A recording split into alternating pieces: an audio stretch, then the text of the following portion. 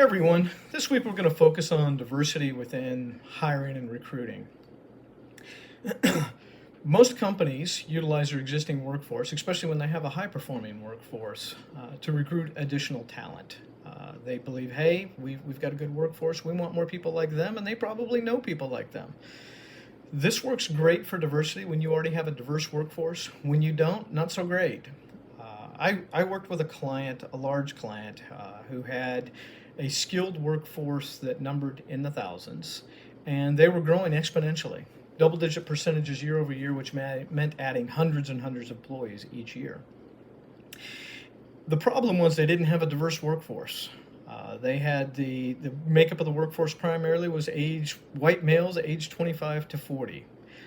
So when they continued to grow, they added a lot more white males aged 25 to 40. What we found were some of the barriers in diverse hiring is there were large demographic groups that didn't even know these skilled labor positions existed, and they didn't know the income potential of those skilled labor positions.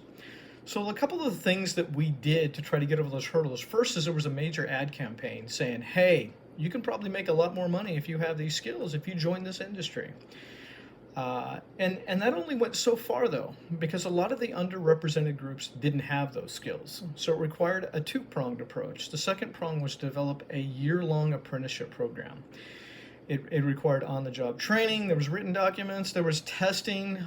It was a comprehensive program.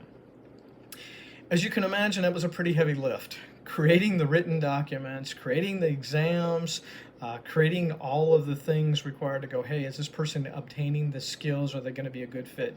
Even training the existing leadership to make sure that they were training, mentoring, and supporting these new hires that didn't have industry experience.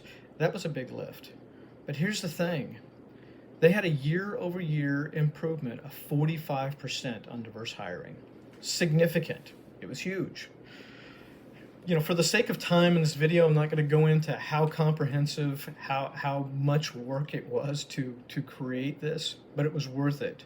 And once it was created, they can continue to utilize it going forward and continue to expand their ranks with a diverse workforce.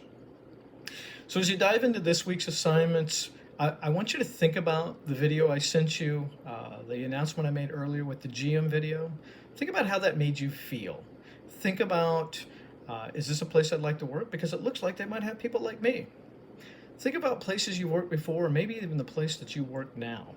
And think about what they might do differently to attract a more diverse workforce. Maybe you work for a company that has a diverse workforce, and that's great. But think about the culture. Think about inclusion. Think about all of those things as you dive into this week's assignments.